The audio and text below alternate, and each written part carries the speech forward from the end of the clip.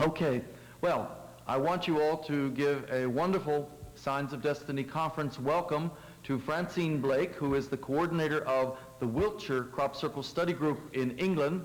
Francine comes from Montreal, Canada, and has been living in England for over 20 years. It was in the late 1980s that she got interested in the phenomenon of crop circles that were just beginning to hit the British press, and this led her and her husband to move to Wiltshire, to a small village where, in fact, a number of crop circles have happened within a radius of less than a mile around her home. Today, she is the convener and coordinator of the Crop Circle Study Group there. They also have an annual conference, and at the end of her talk, Francine will have some photographs of the 2002 English crop circles that will be just outside in the foyer. So you will meet her out there. Instead of the author signing table, she will be at the photograph table, and you can see and get some of those there. So without further ado, I want to introduce Francine Blake. Thank you, Francine.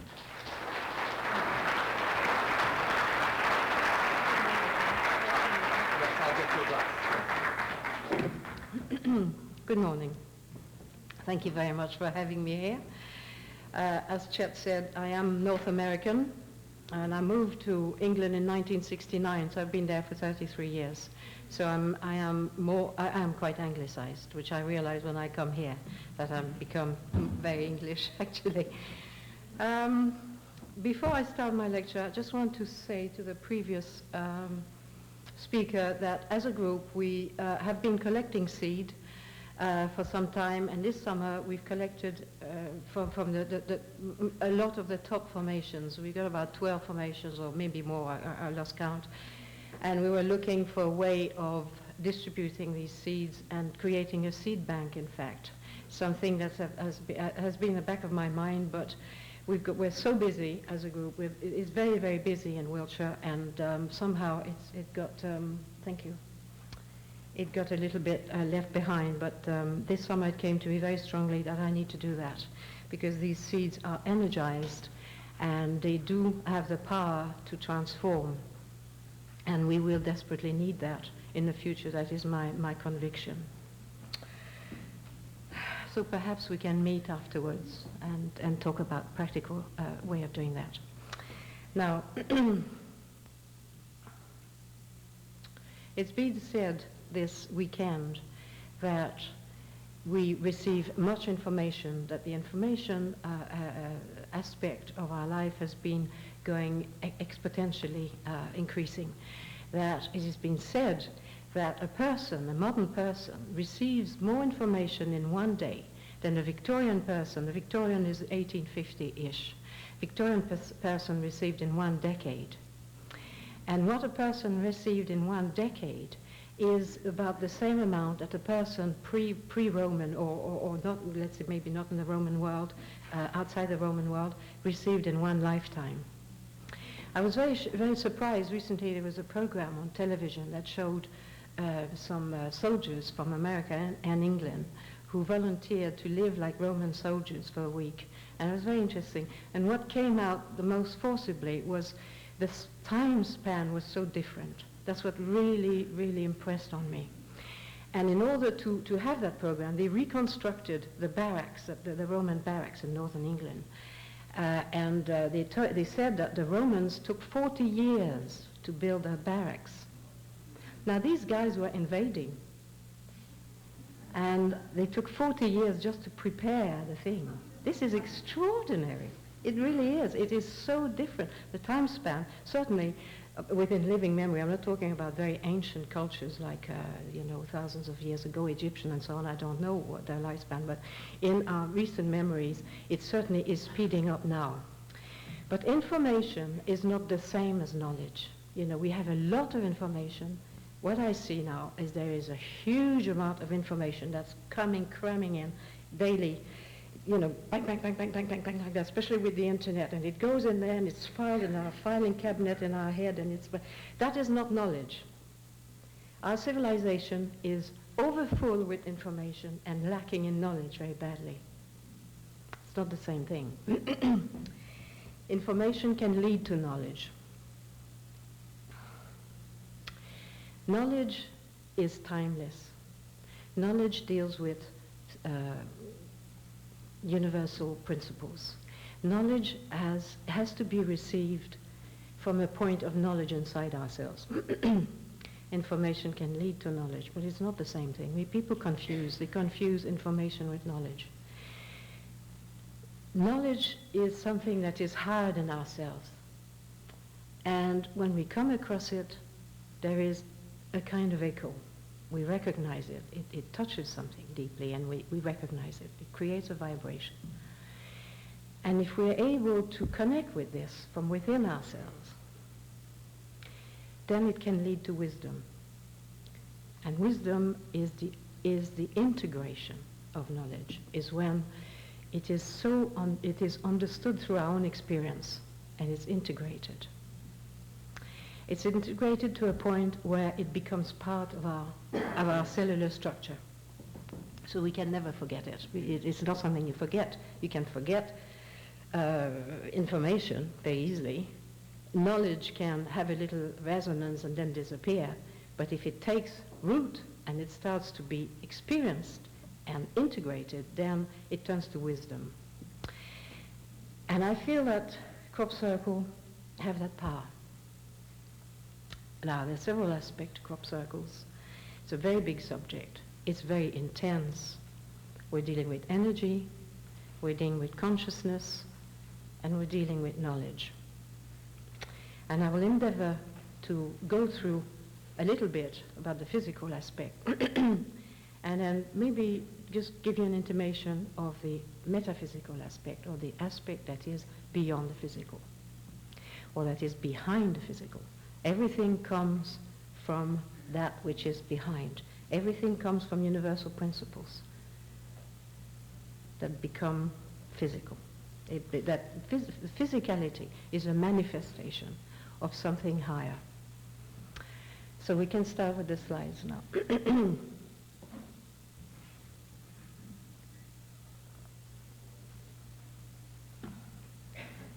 We're just actually, even ourselves, we are concentrated energy. At our point of origin, we're pure energy, and we become concentrated in a material, and that's who we are. And everything that exists in the world is actually concentrated energy that comes from a higher level, a higher point. So crop circles are basically called crop circles because in the 80s, people who started to study that, but they've been around for much longer than this, you know. We've got people in our group who has been visiting crop circles since 1975 and measuring them and surveying them and drawing them and taking note and all the rest of it. So they have been around. But it's only been publicized since the 80s, and we tend to think that it started 1980s. But when the people who began to be interested in the 80s, they came upon these things, a circular shape in crop, so they say, hey, there's a crop, it's a circle. But in actual fact, in the 80s, they were called corn circles, because that's a generic word in England for crops. All sorts of crop is called corn. But when the Americans started to come, and they got totally confused with the word corn, thinking we meant maize, it was changed to crop. So the basic shape is a circle, and for many years, this is what it was. It was circles at first for many, many years. Whoops, sorry, I have to get used to this a little bit. So Wiltshire is certainly not the only area that has crop circles in England. Every county, the whole of the British Isles, or certainly England, is divided in counties. And Wiltshire is a county that happens to be fairly central. Yes, central to the country. It's about 85 miles west of London, where I lived from 69 to 92. And it is the area that has Stonehenge and Avebury. A lot of people talked about this. It is the ancient spiritual area of the British Isles. And the monuments are still there. It is said that 15% of all the monuments is all that remains. 85% has been destroyed over the years, partly by change of religion, really mostly, change of mindset, and a lot of our forebears destroy them to make stones for their housing and their barns and so on. But there's still enough there to be very impressive.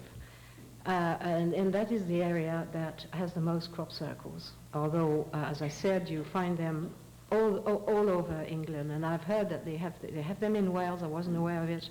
They've had them in Scotland, in Yorkshire, in Kent, in Sussex. Most counties have them. And as many speakers have said, crop circle is only as good as the person who reports it. So if it's not reported, you just assume that there's nothing there, but it is not necessarily the case. But Wiltshire is certainly the most active, and it's the best researched because most people make a beeline for that county. And we do have people coming from all sorts of, from all sorts of countries really, mostly America and Germany and Holland are pretty well active. But now we're getting French people and people from Scandinavia and Australia. I mean, there's lots and lots of visitors, people who are interested in crop circles. If there are 175 formations altogether in 1 year, you will find that the majority, not the majority, but a higher proportion will be in Wiltshire. In 1999, I took 70 photographs of crop circles just in Wiltshire, within a 15-mile radius of Avebury. So you can imagine how intense that is. That means it's only almost one a day. And these are not little things, they're not little squiggles. These are the size of football pitches. They are massive, they're a massive thing, and they pop down like confetti all over the place. And so we're running around and we're trying, it's all we can do to photograph them, lodge them in our database. We try to draw as many as possible, and you'll hear Andreas after me this morning, and he's very active in that aspect, and he's very good. He surveys and he makes drawings, and we all feel a sense of responsibility in collecting as much information as we can, as much data as we can for future generation, because most of us who are active in that field have a sense of responsibility, and we think that at the very least we can do is to record it. And we're not financed as a group. We started in Wiltshire, we started with 5 people, and we're now 400. So we generate our own funding mostly by doing a calendar, which I brought here. The calendar that we do is with the pictures of the year. We don't use old formation. We do it, as it comes. In the calendar, it'd be formations of 2002. And also we do a conference in the summer. And that keeps us going because it's very expensive to take pictures of crop circles. It costs £300, which is $1.60 to the pound, to fly an hour in a small helicopter. And of that hour, you spend 15 minutes just going to and fro the airport. So you really only have half an hour in the air. And that's more than I paid to come to this country from England. So it is very expensive, but we're not funded, and we don't want to be funded. We want to do our own thing. We don't have to be dictated, so we do our own thing. Now, when we're fortunate enough to hear of a crop circle in the area, we rush there and try to see it. Now, it's misleading to say, I've come upon the formation and I was the first one in. That's very misleading, because we never see them appear. So we find them and we don't know if someone's been there before us. I mean, I made the mistake of saying that some years ago, and I was the first one in. I was there at 7 o'clock. And then someone showed me a video, and there'd been people in there since 5 o'clock in the morning. Well, he was there with his camera. There may have been someone at 4 o'clock, I don't know, but there's lots of people milling around there, people going to their farm, people delivering milk, people going with the post. Wiltshire is not non-inhabited, I should say. Although it is a sacred land, it is very much a working land. It's full of farms, it's agricultural, and there are towns there, and there are people about. Now, when we are fortunate enough to see... What? Is it funny? Did I do something funny? What? The photographer. It's always disconcerting when people start to laugh. You think, what's going on? Have I done something? Um, so when you hear a formation and you rush there, you drop everything. You rush there and you see, this is what you see. You see, is there a pointer here? I saw people with pointers yesterday. A laser pointer? No? Oh, thank you. So when you come into upon a formation that is fresh and that hasn't been, doesn't show any signs of entry, you assume that you're the first one in, but that's not necessarily true. So you come in and what you see is something like that. It's very fluffy. It's not pressed hard usually. It's fluffy. Thank you. Thank you. And it's not laid hard. You can see this is about, it's like this. So when you walk, you sink. It's like walking on pillows, really. You sink in. It's covered with dew. The bloom is still on the plant. It's very pristine, and there's a tremendous atmosphere, and it's very privileged to be there in a fresh formation. It also has a fluidity. I think this has been talked about a little bit. It's fluid. It gives the impression of water. It moves like water, and you get currents coming in the middle, and there's a bit of turbulence. So there's a lovely, flowy, fluid feeling in there. It affects our camera. Again, I'm going over old ground a little bit, but I just want to imprint that in your mind, that crop circle have a residual energy there that affects us, and it affects cameras and instruments. And there are many, many stories of people going there trying to film and the machine drain the battery, or it seizes up, or you take a whole film and nothing's imprinted on it. All sorts of things happen, and it's something that we've come to get familiar with. You can see here that the compass is not indicating the north. I've also had things where the compass is turning and won't settle. You see the bends here, the nodes are affected, and Nancy talked about that quite a bit. But the thing with the scientific research is that it's very, very important, and we as a group support it. We spent 95 and 96 actually collecting samples for Nancy. And in passing, I just want to say that it's not as easy as you think. We're sent a scientific protocol, and you have to follow it, or the experiment is not valid. So we've had to discipline ourselves, and a lot of people in crop circle like to think they're doctors and scientists just because they hang around in there. But in actual fact, to follow something scientific is very demanding and pretty boring, to be honest. You have to measure this and measure that, and this, that, and the other. It's all got to be documented, and if you don't do it properly, it invalidates the thing. It also takes a lot of time to sample smallish formation, 150 feet, which is not a big formation. Would take us an afternoon. To do a big one would take several days. And we did that 95, 96. We feel we've done our bit now. We moved on to something else, and other people have taken it. But so it is time consuming to do the research. And not all the formations can be sampled. And that's the thing, we would do, even when we were very active, we would do half a dozen in a summer. So we can't do 70. And that's where it becomes a bit difficult, because it is important. It would be, in an ideal world, we'd have every single crop circle on the whole of the planet analyzed and sampled. That would be good. But we can't do this. We can't do that. So what we do is when we go into formation, we look at the nodes.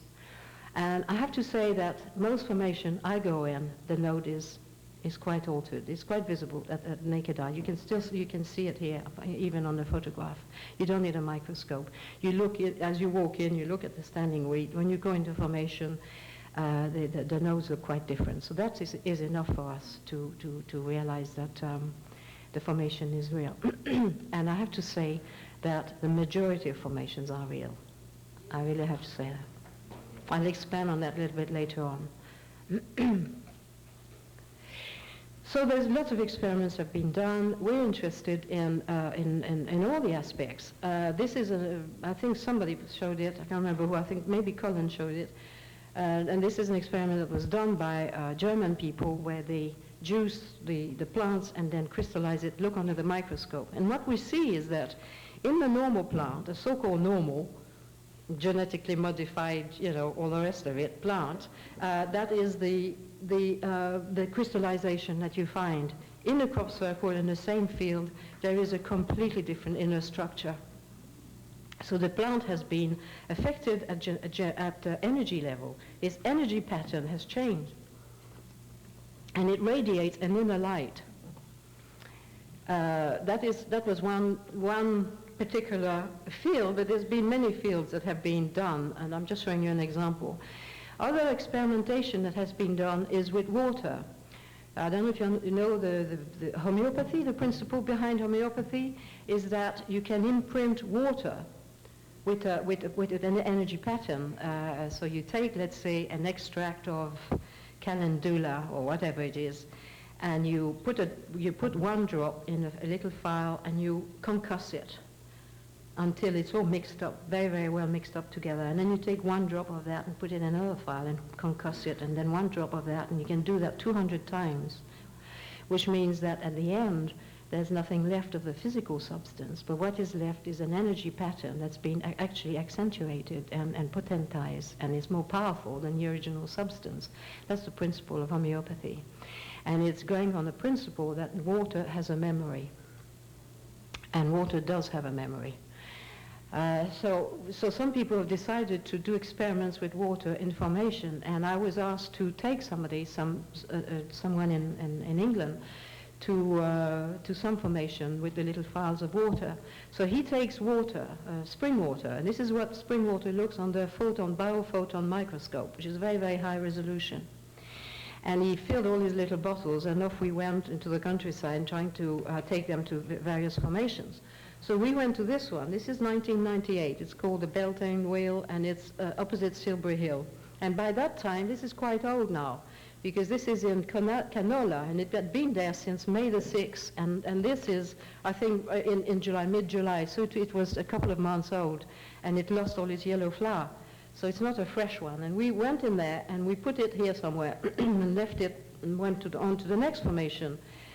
And then when he took the water, we leave the water for 20 minutes. When he took the water, one drop, and put it in his biophoton microscope, this is the energy pattern that he found.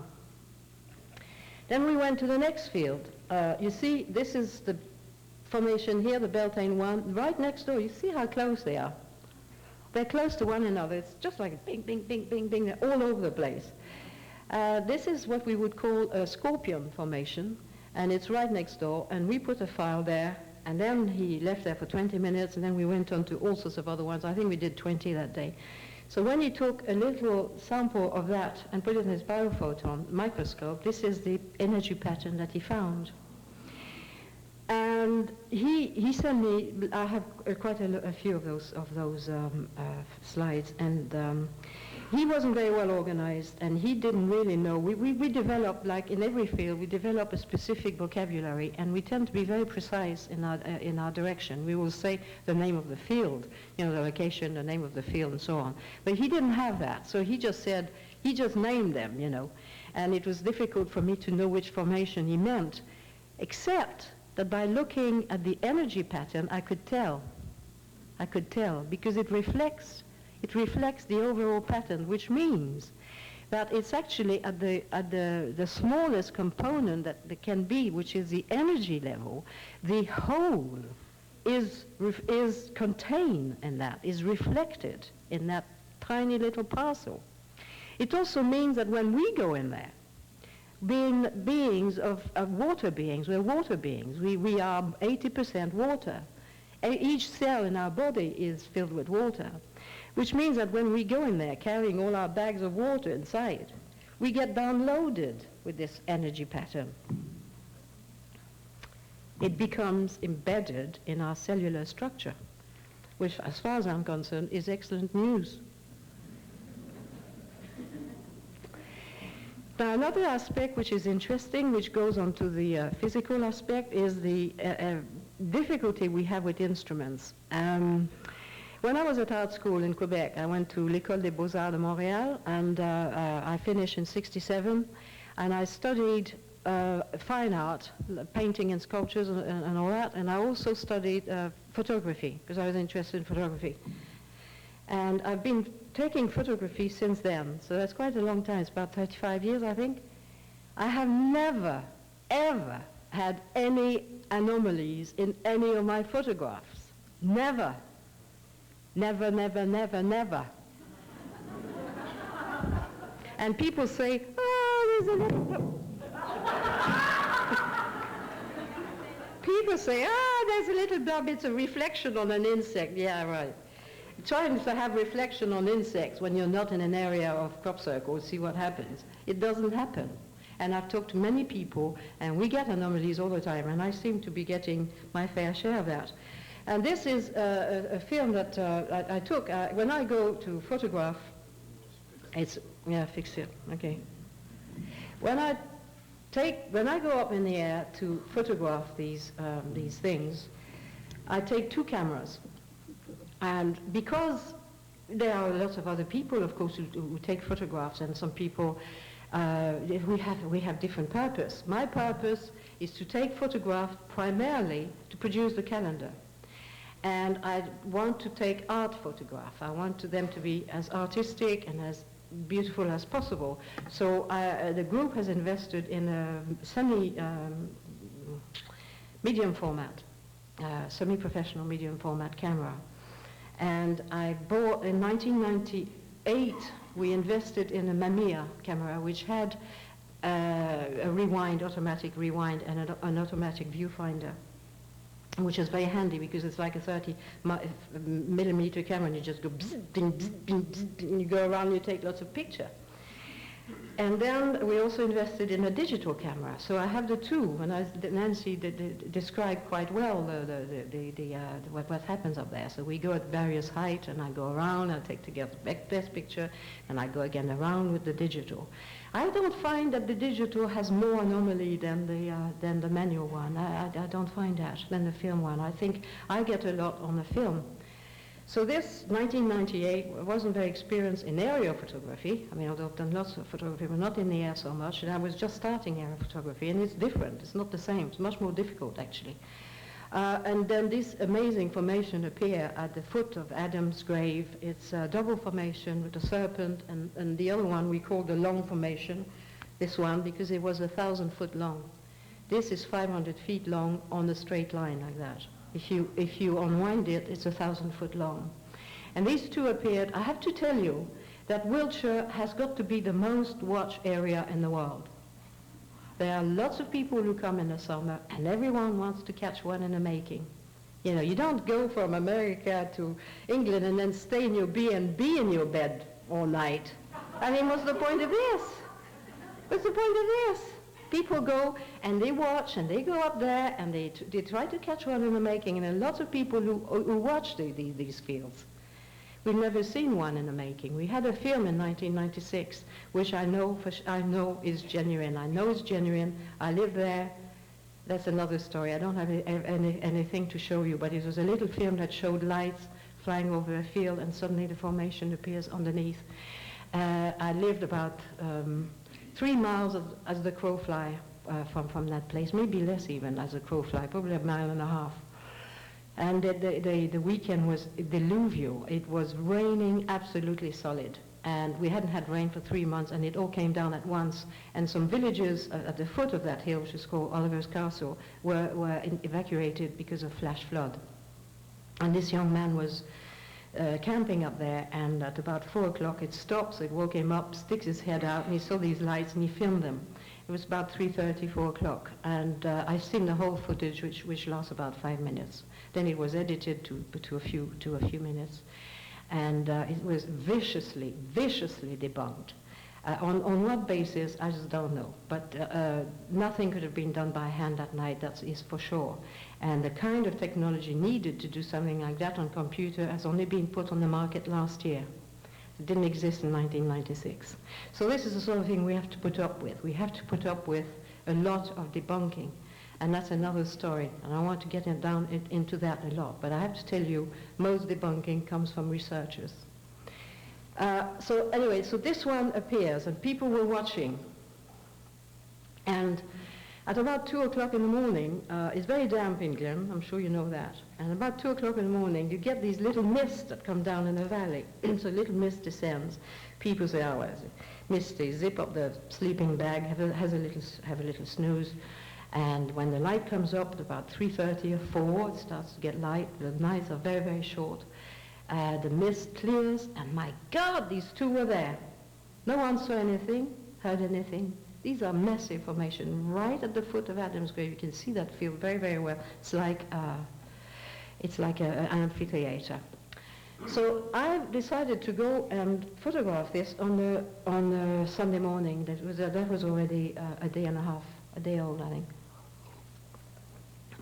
And I went in there, and I spent about 2 hours. I arrived there at 7 o'clock. I thought I'd get there early. There won't be anybody. It was full of people.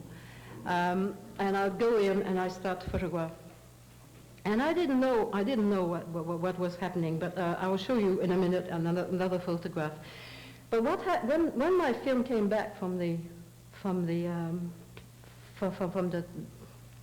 place where it's processed, from the processors, I noticed that it had these extraordinary blobs of strange patterns going on, strange light patterns. You see, this is the snake here.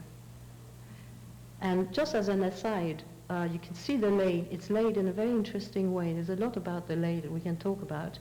It's laid one way, and then inside it's a contraflow, so that the light reflects in a different way from above. And when we flew around there, just going around the little helicopter, and the light caught on the inner band here and just moved like that, and the pilot said, "Oh my God, this is..." He nearly fell off, you know. He was he'd never seen a crop circle. You know, I didn't know crop circle looked like that. He said, and the thing is going down a little hill. It's going down. It's not flat. It's going like this. I was really amazed. I tell you, I was amazed. So then I noticed these funny blobs. So that's inside the formation on a Sunday morning. And when I received there was a very strong atmosphere there. Because when I was walking into the field, and I was disappointing to see there were people going in there, because I wanted to be alone. And these couple were walking, and I could see them walking, and suddenly they were about 60 feet ahead of me. So I'm going in there. So suddenly go in, and suddenly they turned straight back. And they weren't in the same tram line as me. So when we came, you know, sort of parallel like this, I said, why are you staying so little in there? And they said, our dog won't go in, he's sick. And we just can't get him in there. You couldn't see the dog. But they had a dog, and they had to walk out because the dog was just going completely mad in there. And I went in, and I felt, as soon as I came in, there's a strong atmosphere. Really, I really felt I was, and you do feel that. You move into, especially a fresh formation, it's like entering a completely different space. And I'm quite sure that space is not subject to the laws of our dimension. Personally, I feel that, and there's been lots of research there, change of time and change of temperature and all sorts of things. So I sensed a completely different atmosphere, and it made me feel very queasy. And the more I got into it, the heavier, and I felt really this so strong. And this, I'm right at the end. I was trying to take a picture of the snake. You can see it's not flat there, it's slightly tilted, and it's going up. There's a little hill here. And this extraordinary shape sort of appears here. It looks, look at this. Remember that, because you'll see the next shot. So that was on daytime, on the Sunday morning. The next day, I thought I'd do the aerial. Oh my God, it's upside down. Let's change that. I redid my lecture last night because so many things had been addressed that I didn't want to burden you with again. So the next day, I go up in the air and start doing my round, and this amazing thing, so the whole sequence is affected. The whole sequence is affected, and it culminates on the last frame with this thing here, which is similar to the one I've just shown you, and it's actually, I was here when I took that picture, and it's pretty well in the same place.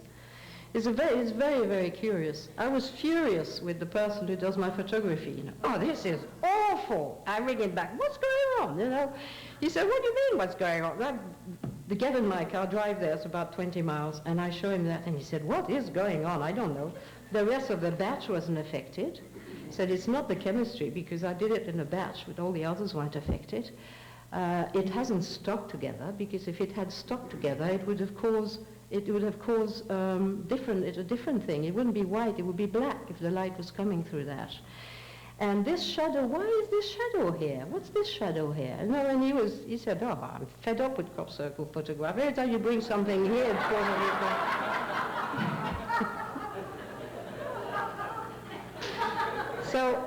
So we are able to photograph these things, and as I've said, I've never had that anywhere else. Now, another thing that's interesting is that crop circle reappear in subsequent years. They do affect the soil. We didn't send samples to Nancy from England because we couldn't send the earth samples, certainly in 95, 96. So we send them somewhere else. We send them to England, to an ADAS laboratory. An ADAS is a laboratory that is attached to the Department of Agriculture. So it's a governmental body. And we were very cheeky because, we didn't want them to know it was crop circles. We didn't say it was crop circle. We just sent them lots of little bags of earth labeled saying Beckhampton, southeast part of the field and the rest of the field and so on. So we had the documentation, but they didn't know it was a crop circle. And we must have sent them about 20. And what they found was that the soil was very, very affected. And Nancy's shown you some comet dust in there, and there's crystals in there that they get formed and so on. But what we were told by the laboratory is that the chemical composition of the soil was very greatly changed, in some cases very, very highly changed. And he told me it was as if that area had been hit directly by a bolt of lightning. It had been hit by something extremely powerful, and that it had changed the fertility of the soil. Now, I knew from childhood that when there is a storm, an electric storm, that plants grow better. So the fertility of the soil is enhanced. And perhaps that explains why the seeds are so good and so fertile. That's why we need to collect them and start making seed banks for the future generation. So what we see in the field is that it leaves traces in the ground, and the subsequent plant show different things. They look different. We can see information for years on afterwards. But this one was the first time that I saw an actual imprint in the soil. Well, not exactly true. I have seen, there's one, the formation in 94 that I can still see every year. I see it in the winter because the soil has changed color where it was. I can still see the shapes of you get a imprint in subsequent years. But to see something as clear as this was amazing because that was a formation that had appeared there the year before, and this is earth. The field is plowed, harvested, plowed, and then resown. And this, you see little tufts of green growing in some parts, but mostly it's earth. And you can see the thing quite well. This is the photograph. This is the actual formation. This was a powerful formation. Nancy told you what happened to my film, and what happened to the camera is that it got destroyed. It got absolutely destroyed. All the filaments, all these wonderful automatic focus and an automatic rewind just got completely blasted. And all the filaments got soldered together. And I took it to be repaired, and the guy looked at me and said, "What have you done? This carriage?" He says, "Terrible. Did you put it into an old X-ray machine?" I said, "No." "What you must have done? Didn't you go to China or to Russia and go to..." I said, No, I'm just going to crop circle." He looked at me and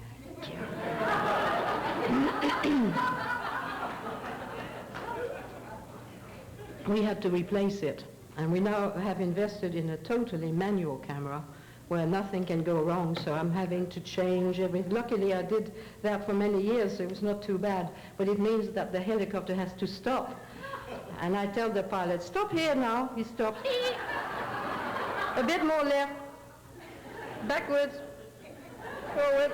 It's really amazing. He's an amazing pilot. He's really good.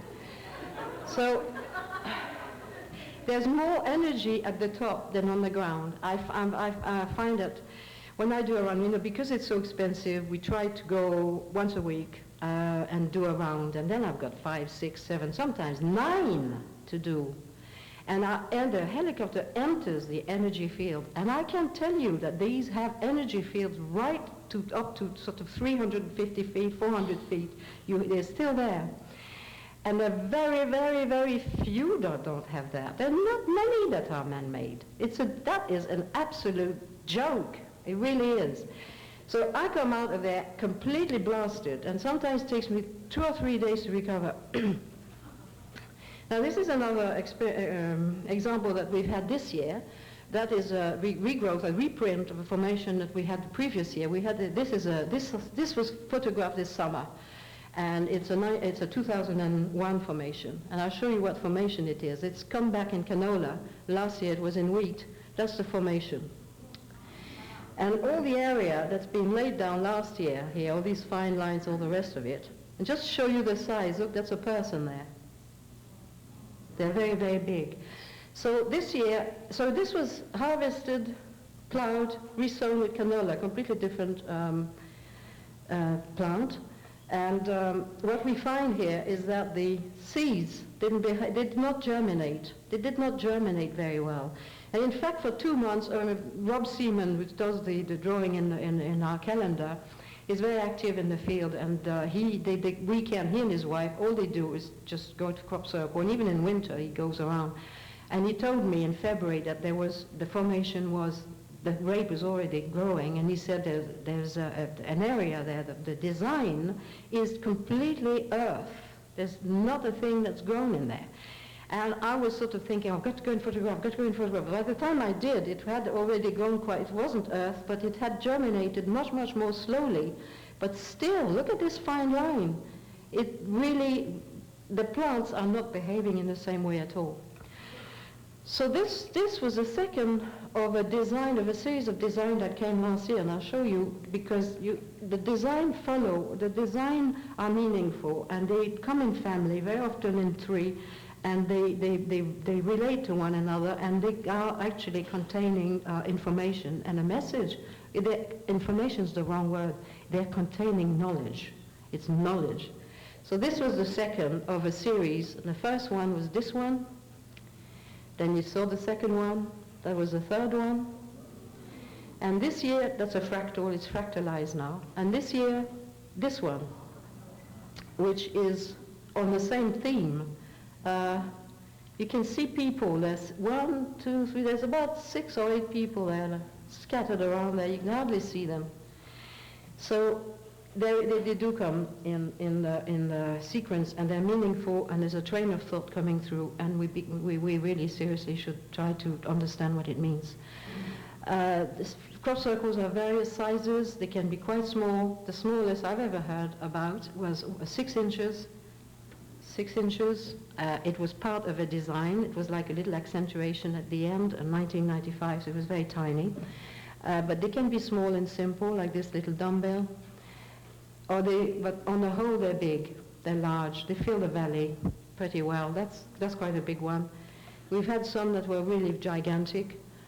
This is a gigantic formation in 1994 in Ashbury. That's in the county of Oxford, not too far from the Uffington White Horse. And this is half a mile, just under half a mile long. You can see this is a normal, what we call an A road. A road, it's not a B road, it's an A road. That means that 2 cars can pass, and it's a normal, quite a good size. And look at this, look at that comparison. When this photograph was taken, that's not my photograph, but when this photograph was taken, there were people in there. You can't even see them, because the airplane had to fly quite high to take the whole picture. A year later, we had one which was nearly a mile long. The biggest one I've ever heard about is one here in America, in Oregon. It's a symbol of the Sri Yansen. And I'm told it was 13 miles diameter. You see, you don't hear about these things, do you? On a salt flat in Oregon, carved in this. Well, it's not carved, it's engraved in this salt flat, an extraordinarily sacred, wonderful symbol, 13 miles diameter. And I've only ever seen a section of it, because it was so large that you can't photograph that in its entirety. And have you heard about this? You've heard about it. Of course, you've heard about it, Barbara, yes, but the general population, you heard about this? It's amazing, isn't it? It should have been world news. It should have been 91. You were there. Yeah, nobody ever hears about it.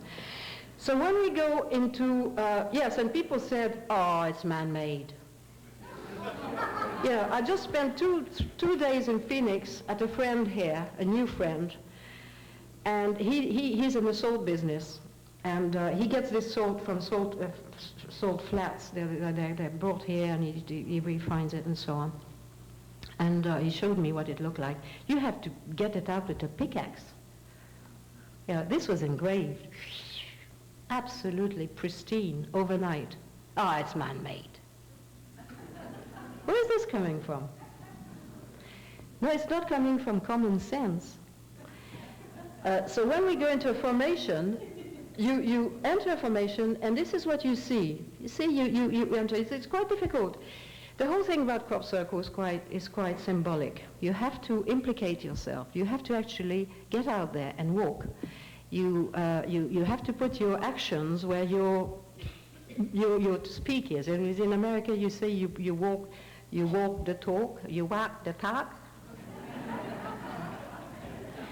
In England, we say we put things into, you put the theory in practice.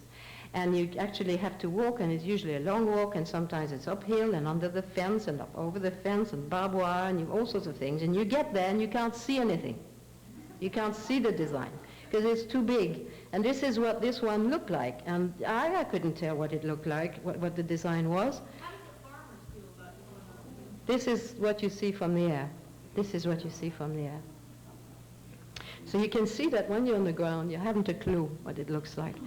So you actually have to go higher.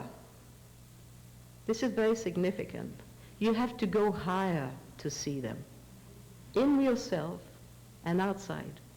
You can't take this on an ordinary level. It's not ordinary. If you go there with your ordinary vision, this is what you see. Can't see anything. Doesn't mean anything. It's easy to dismiss something you don't understand.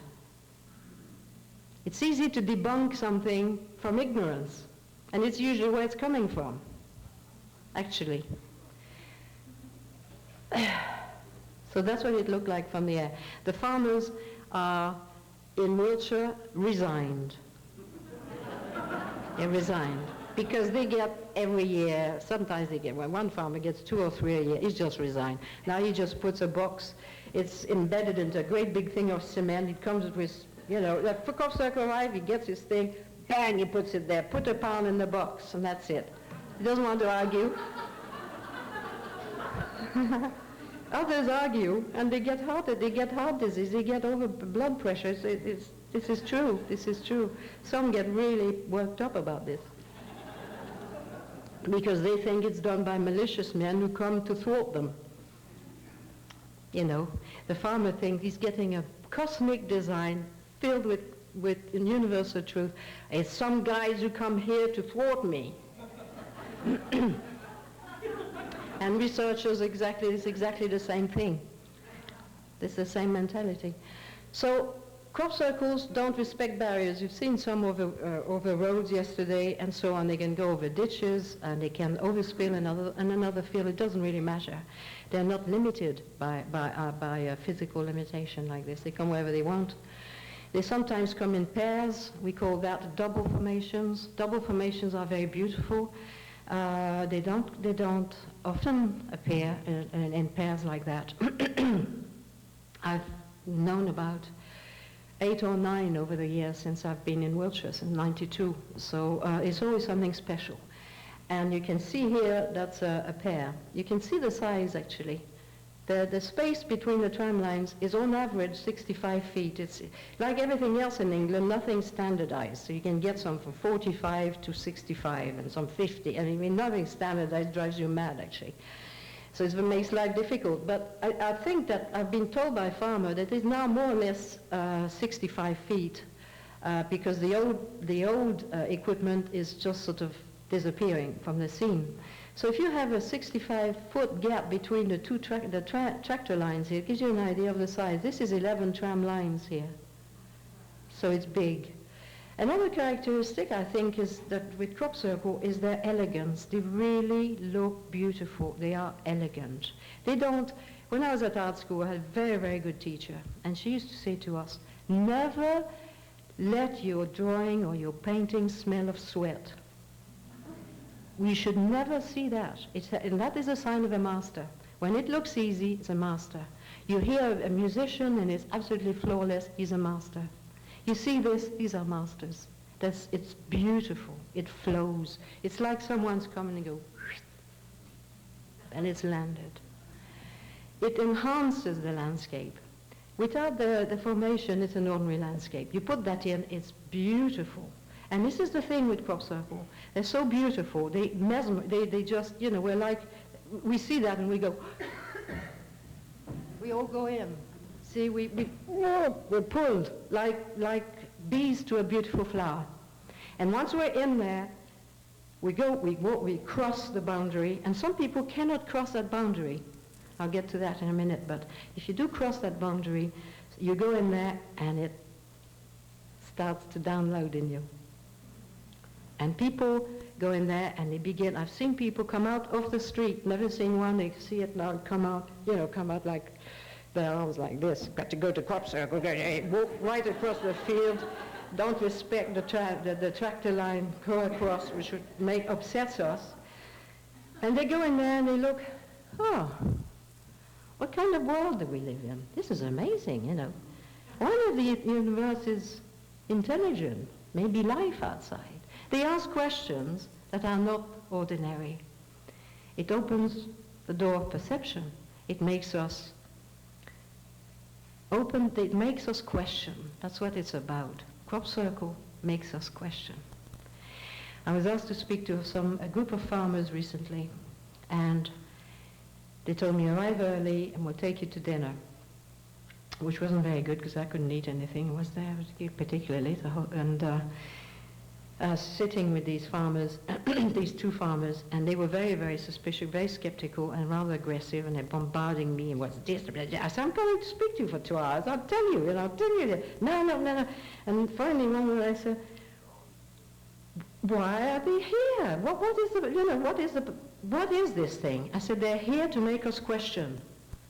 And he goes, what do you mean, question? I don't know what you're talking about. I said, you've been questioning me for 20 minutes. They're here to make us question. And they do. We all question in front of that. Doesn't mean to be a metaphysical question. It can be very ordinary. What is it? That's a question. Something you never think about. That's another double formation in 1996.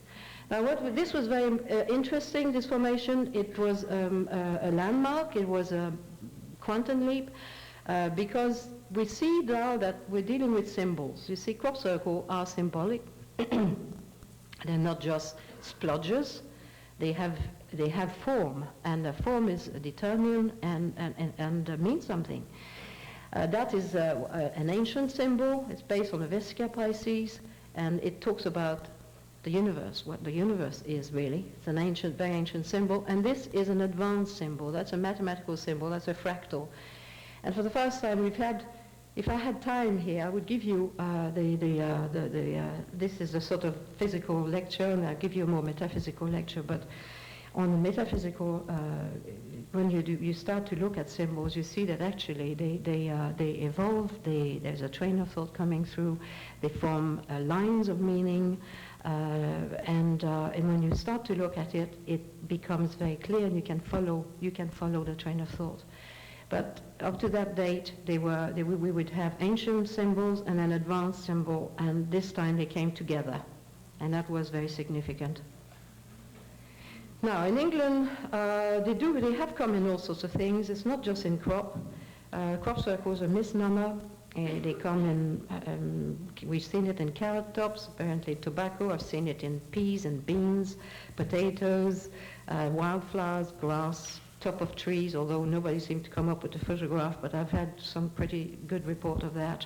There was one in tree in Czechoslovakia, and that is accessible on the internet. I've had a photograph of it, which means that the tree there were bent 90 degrees, just like Nancy shown you, flowed exactly like wheat, made an infinity symbol, these big trees like that, boing, like plasticine. And then the tip turned up, doesn't affect it, didn't kill them. The tip turned back up to the light as it did, as it continued to grow, and now it's grown quite a bit because this formation was 91, but the original one is still there. They've been found in ice, in snow, in salt, as I said, gravel in Italy. I had a report of a gravel one. What else? Anything that will make an impression. They've been seen in Japan, they come in rice paddies. I've had people report them in seaweed, anything that will make an impression. But in England, we tend to have them in crops because one of the characteristics is they come in ancient sites, and in the ancient sites in Wiltshire, at any rate, the land is cultivated right up to the stones. Sometimes even the stone is in the cultivated field. So the fields are they're pretty well edible crops. So we start to look for that in April, May. Sometimes we've had them in March. I've heard of formation in January and February even. I photographed one in February, 30 minutes, okay. So this one came on 6th of May 1998. We called it the Beltane Wheel. It came on the Beltane Day, which is an ancient festival from our ancestors, before pre-Christian ancestors. And it's to do with fire, which is very interesting because these look like symbols for flames. These tongues of flames were 45 feet long, about the size of this room. You see people there? It was very, very big. So we start looking for them in rape, and rape, what a horrible name. Canola is much nicer. But the oilseed rape is the one we start to look in. And then we start to look in barley. That's a barley formation. Again, you see the tram lines, the tractor lines, which we call tram lines for some reason. We walk in here like that. We look at the formation, take our measurement, and so on. We tend not to see these little things. These we call grape shots because you see, that's about 30 feet from the tram line here. So you don't see that. And often you see lots of little additions or little bits and pieces of these grape shots only when you photograph them from the air. Barley is gives a very, very soft impression. Very often the farmer doesn't agree that he's got a formation until we show him a photograph, because it's very fluffy, it's soft and fluffy. It tends to leave a delicate imprint, but that's not always the case. Sometimes it's quite precise, but that's another barley formation in 1996. It was in Hampshire. This is almost like it's been stippled with a brush like this. I've been told that people had tried to find it on the ground and that not many people had managed. In fact, I'm not aware of anyone having managed to go. It's interesting, you see here lots of people looking. So this was very lightly pressed. That, in the terms of symbols, this is a symbol of the DNA. We used to think of the DNA as double helix, but if it's sliced up, you get that design. So it's the DNA design. And that was in early June, I think, in Hampshire. And 2 weeks later, we had the full DNA turning up at Alton Bounds, where I lived. This is where I lived. And there you are. This was an amazing picture, amazing formation, really, truly extraordinary. And that's the one where I arrived very early, and people had already been there for hours. I wasn't aware of this. So I had reports. You see, people we don't live there. I live there. I've been living in that area since 1992. 365 days a year. I'm there all the time. I know what's going on. People talk to me. Farmers talk to me. I know the locals. I've become a local. I was told that day that this is on a very powerful energy line that goes from Avebury to Stonehenge. And I was told that the night it appeared, the bells at Avebury started to hum and woke people up. So there's a vibration going down the line. Wheat is very nicely imprinted. It's very clean. Tends to give us beautiful design. It's not always like that, though sometimes it can be quite different, but on the whole, that's a formation in wheat. This we only had for a day, or a day. See the people there, how tiny they are. This is their shadow. It's quite a lot of people. This was a beauty. Farmer made a point of cutting it as soon as he could. So I think it was only with us for a day. Wheat formations are really impressive. That is what I would call a dragon formation. It's near the White Horse of Uffington. This is the oldest horse in England. It is known to be for sure 5,000 years old and probably much older. It's a strong line of energy here. In England, people still recognize the line of energy, most people. You still have the ancient names of dragon lines. They call them dragon lines. And this hill here is called Dragon Hill. This is Neolithic. We are going back many, many thousands of years. So there is a dragon line of energy here from the horse through the Dragon Hill and right here. And that's what was our dragon formation here. That's 1999. And this year we had a new formation right there. They always come the same place. That's another thing. We know where they come.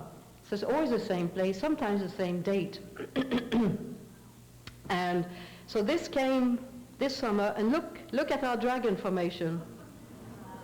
Now this is 2002. You can still see the formation from 1999 quite clearly.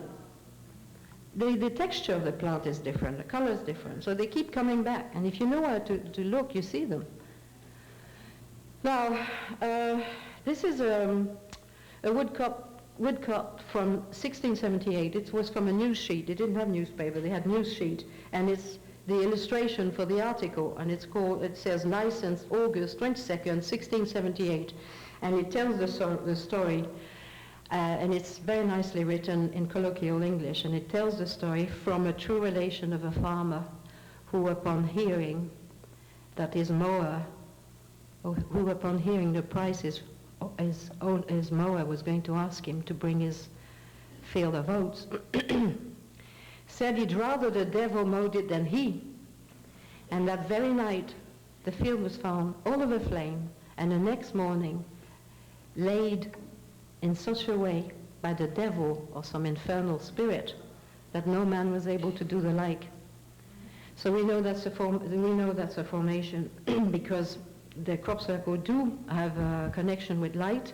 There's been many, many reports, many things seen, both with our eyes and photograph. And I have myself experienced on two occasions when I live in Alton Barnes. One night we were woken up by a brilliance so intense that everything disappeared in the room. And we were just woken up, John and I would go, "Do you see what I can see?" Yeah. Well, can you hear anything? No. We're there. Bathed in light, so intense. As I said, it's like floating in a ball of light. Everything had disappeared. I've experienced that twice in the valley. I told the farmer, actually, and then we wake up and say, well, there's a formation here. It's usually not usually, it always does coincide with a formation. And I told the farmer there'd been a light. He said he thought I meant flashlights. I said, no, the whole valley was white. He went white. As soon as I said it, he blanched. So in history, there is many reference to crop circles. The problem is they weren't called crop circles, and when we look in old books, we don't see the name. It's a modern term. Mostly they were described as fairy rings, or devil mowers, or strange markings in the ground, or circles. And there's lots of references, and there's an old way of dancing in England called the Morris dances, and in some of their history they talk about in medieval time going into the fields and the new circles that appeared overnight to do their dancing. So this is a long history, it's not a modern thing. But the thing is that people see this phenomenon through their mindset. In 1678 is the devil. It's obvious to everybody, it's the devil. Or it's a witch. I've read report of academics going from London to Wiltshire and doing all the research, talking to people, collecting the seeds, eating the seeds, and all the rest of it. And then in the learned opinion, said there's absolutely no question it's done by witchcraft. So it was a dangerous thing to study. You can imagine you're a lonely woman in your little village and you make a chamomile tea for somebody's headache that night, and the crop circle turns up, and before you know it, you're on the bonfire. And this is true. This is true. 9 million women were burned or hanged or destroyed one way or another during the 400 years from medieval time right up to 1927 for witchcraft. 1927 was the last woman to be killed in Russia for witchcraft, or accused of witchcraft. And the law repelling the Witchcraft Act in England has been abandoned or got rid of in 1957. So it's not long. There's a lot of superstition, and it's why perhaps crop circle have not been studied in the past, because people were very frightened. Now, in 1678, it was obvious. It was women with brooms. Everybody knew this. Obvious. You'd have to be an idiot to think it's done by something else. And this time, men with planks, well, it's obvious. I mean, you know, everybody, it's obvious. If you don't believe in that, you must be some kind of idiot to ask for proof that it is the case. There's no more substance in this assertion than there was 400 years ago. It's the same thing. It's an automatic assumption from a particular type of mindset. In our case, we're mechanistic, so we look for a mechanistic explanation. 1678, they were superstitious, so they looked for a superstitious explanation. We've had someone sending a report from in England. She's a Wren. A Wren is a female soldier, and she was during the war. And she sent us a little report, and she said, "This crop circle reminds me of something I saw during the war." She said, "I was called near some barracks and had to go and investigate there, and the farmer that was farming the land around there had reported a crop circle, a crop formation." And she got there and she looked at it, and the farmer said, "Well, I know who's done that. I know who's done that." She said, "Who?" "Why, it's a German."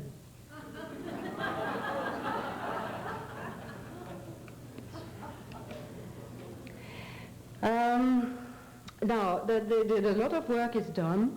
Many people dedicate their life to try and understand what is going on, and we all try to do our bit. There are people who do surveys, very extensive survey. Andreas is one of them. He does very good work, and this was done by an American woman called Colette Dowell. And I haven't seen her in England for some time, but she used to come quite a bit. And it's very, very useful when you see that, because when we go and measure crop circle, we're asked to take several measurements. And the thing that you see is that it's not necessarily circular. And very often the center of the circle is not in the middle. You try and do a circle with the center not being in the middle and see how you get on. It's very, very difficult. It's elliptical, and to do an ellipse is extremely involved. And what it shows is that, you see, what a crop circle is it's a design. It's a 2D design that is actually put on the ground. Now, the ground isn't flat. We've known that for 400 years. It's not flat. And very often crop circle come on the side of a hill, and they have to go around and wrap themselves. It's wrapped like cling film, and it distorts the design. So it is adjusted at ground level, so that when you photograph it on the air, it's absolutely perfect. So there's a lot of adjustments to be done there. They follow one another. We've got several hundred, well over 1,000. I think we've got about something like 1,800 in our database. We only just started in 95. But it is said that there's about 6,000 formation lodged in our database, which is a lot. Each one is a symbol. Each one means something. And some of these relate really to petroglyphs. And it's not possible to understand everything, but there's a lot of study to be done on that aspect. So at first they were circular, then they became Celtic crosses, and then we started to get these long pictograms. These are big formation, 1990 and 1991. This is 1990. And it had these little keys symbol here. Now keys are symbols that we still use in England. We still use the key. When a child is 21, you give them a key. I'd never come across that before. It means that it is the opening, the unlocking of something. It's our unlocking of knowledge or whatever.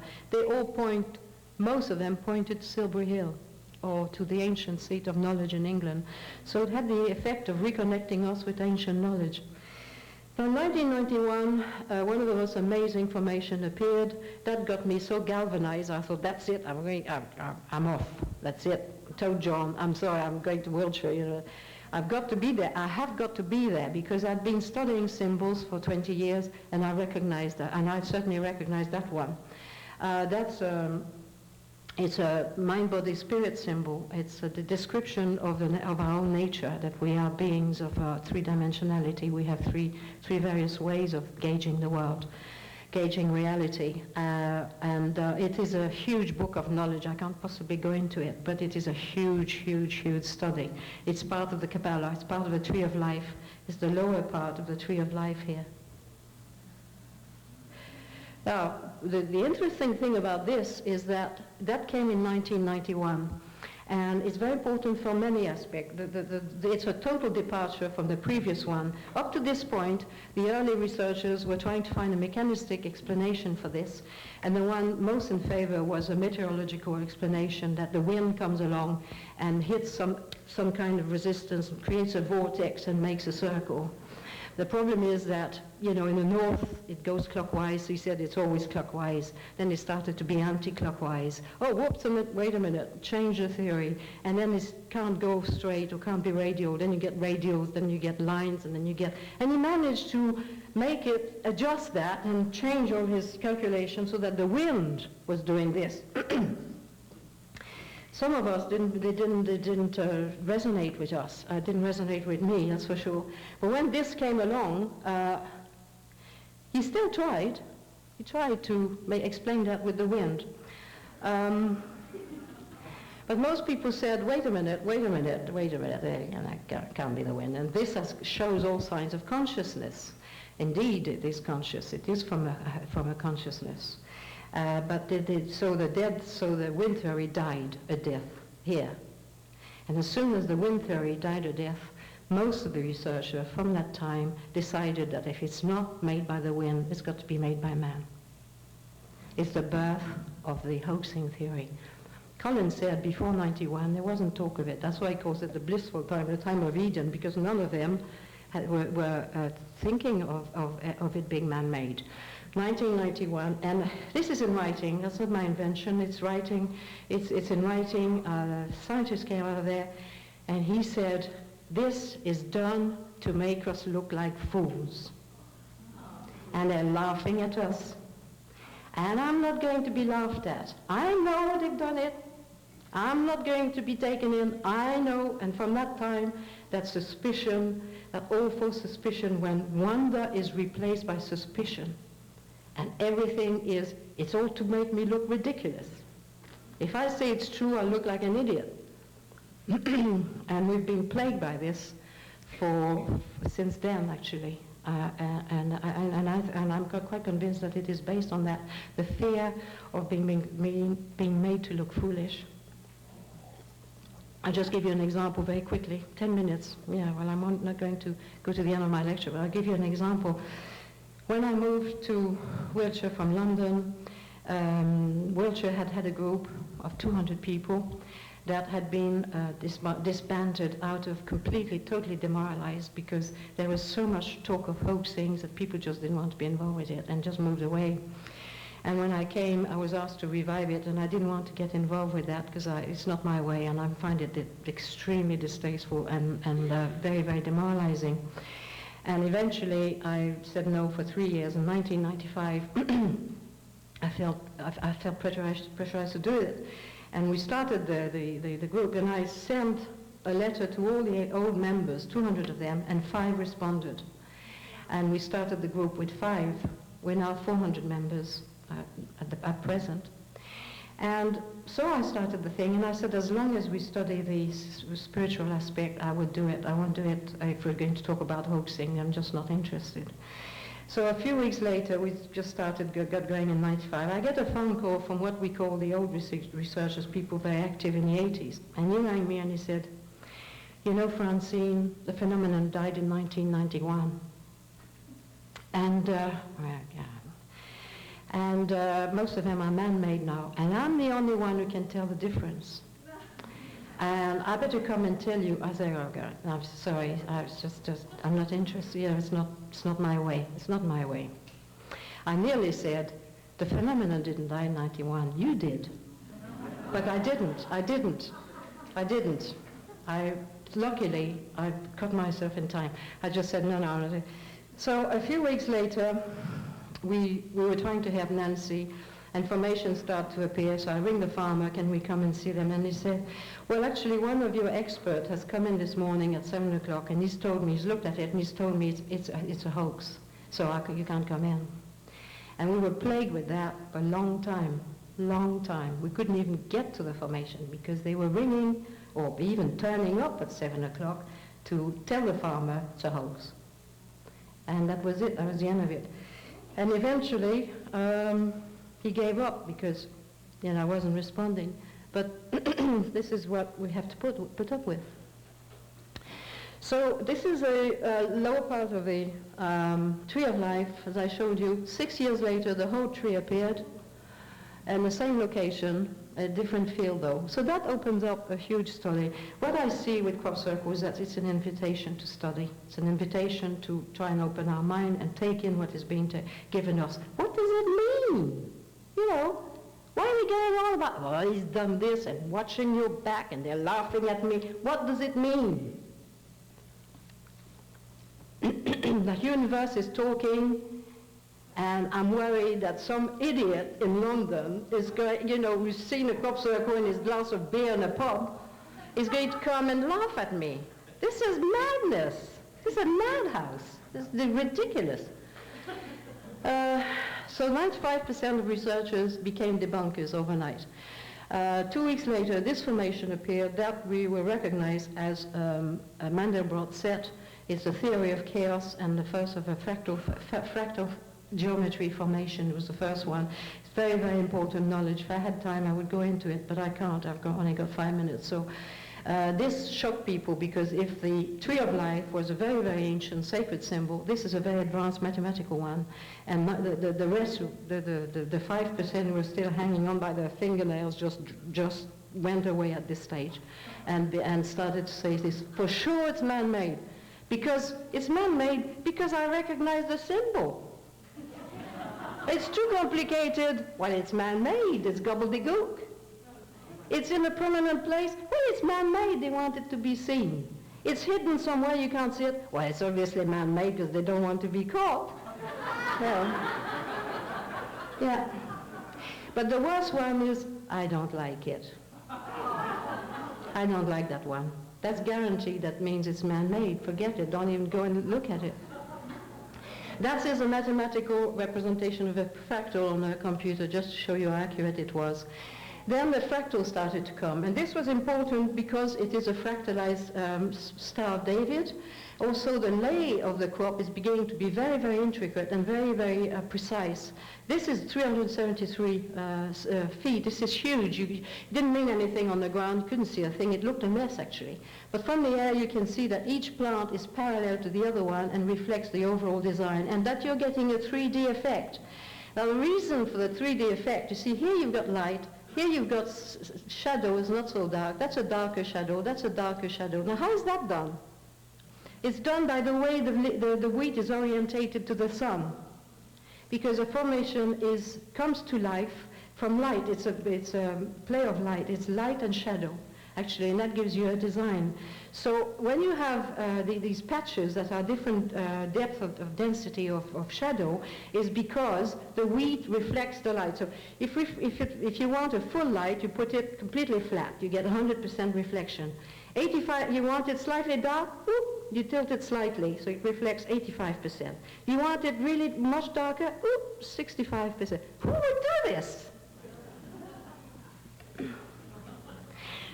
That is taken to its ultimate. Bercloud showed you an animation on how this was done. This is actually the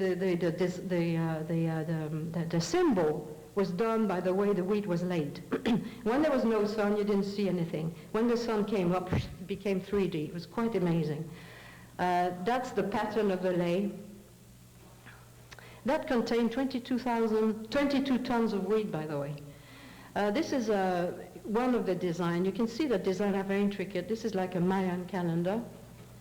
Now, well, I'm just going to show you a few evolution. This is 1996, so-called Julia set. It's a spiral here. It's also a fractal. So here you have an ancient symbol with the fractals. First time they come together. It's one of the most important for various reasons. You can see the location. This is Stonehenge, just a 303, and this is the field right here. It's very, very visible. 915 feet long, I know because I measured it. It took me 2.5 hours with another researcher just to do one line of measurement here. It had 151 circles. We have 4 very important witnesses who saw that. It's very important because we know this appeared in daylight. We don't know when they appeared. We assume it's at night because we never see them. It could be any time. I've had a lot of report in daytime from farmers. This one wasn't there at 5:30, and it was there at 6 in the afternoon, Sunday afternoon, with hundreds of people here, and this bumper to bumper going back to London, between 5:30 and 6 o'clock in the afternoon. So the first witness was a pilot. He flew over, was taking photography here, didn't see that at 5:30, 6 o'clock, saw it instantly, and he reported it. The second was a security guard here. They do the round, it's all fenced off. He does his little round. It's so paranoid that people will, I don't know what they're paranoid about, but they're paranoid. And they do a round every half hour here. And he said at 5:30, he looked around, wasn't there. 6 o'clock, he saw it. The farmer told me he wasn't there in the afternoon, and he was there at 6 o'clock, and he nearly had a heart attack because he said, I know it's not man-made, I'm not an idiot. I also know it can't be not man-made, so he's going.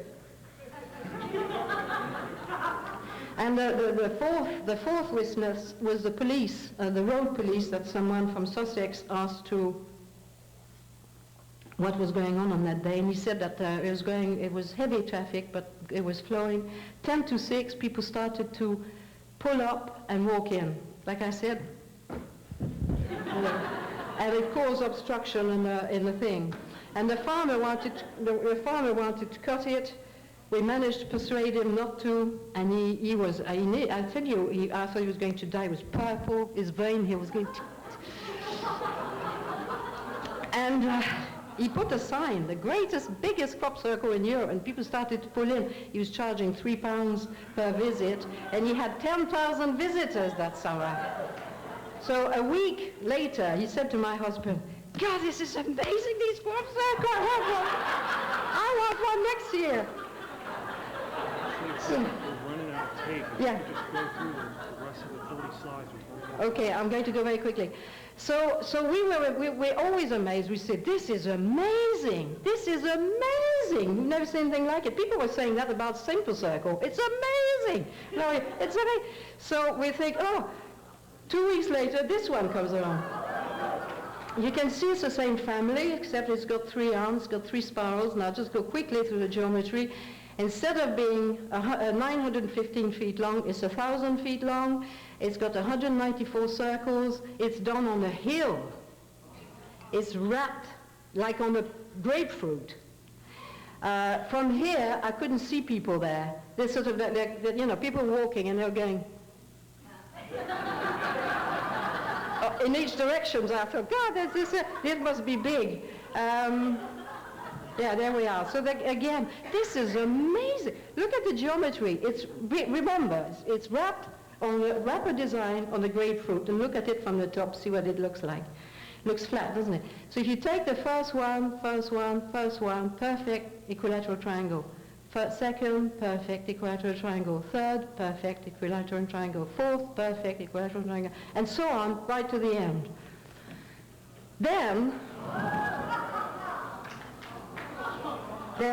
last year, this set people saying, it's man-made. Yeah. I don't like it. It's got very bad. I don't like it. This is on a hill. There's a dew point here. When I was there, I couldn't see people down here. They were right down. It's nearly over 700 feet across. No, it's more than that. I can't remember now. I have to look at the camp. About 800 feet across, 400 circles, 6 arm. The geometry is, instead of being an equilateral triangle, it's a Star of David that is turning around like that all the way. This appeared overnight in the pouring rain, absolutely pouring. I flew the day before, nothing. And there was a man camping on that field right there, and he visited the field on an evening, nothing. And he was crop watching, he's from London, and he'd put his tent opening back to this field. So in other words, he wasn't looking in that direction, he was looking in the other direction in his tent. So he was watching all night. And this is happening behind him. He was so upset. Out of time, I just have to get the slides on the tape. We don't have time Yeah. to take on. Okay.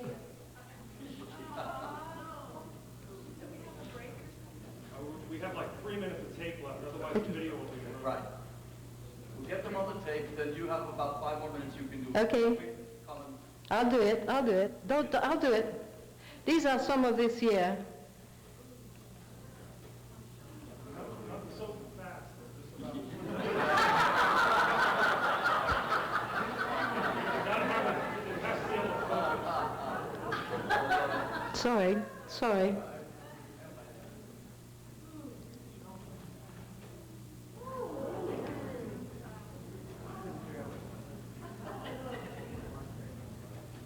It's all man-made, don't worry about it. I don't like it. They come to laugh at me, I mean, you know. If I believe in that, people will think I'm a complete idiot.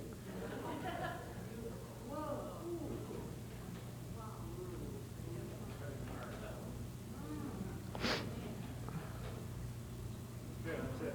Okay? Do I have 2 minutes?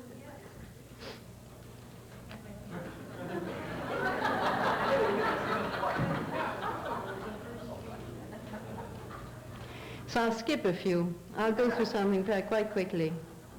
Anyway, why should you be here? It's boring, this subject. It's all man-made. There's only a few from the 80s that were real. You know. When I was there, it was good. I'm not there now, it's boring.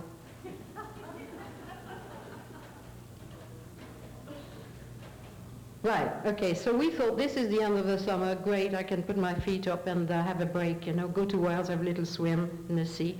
But next day we had to go and see that one, because that appeared at the same time. And you maybe have heard about it, Chilbolton, a double formation, an amazing script here with a face. That broke both my computers. One I had to throw away, the other one I had to replace the motherboard. When I tried to download the face, the other one had to replace my motherboard, cost me 500 quid.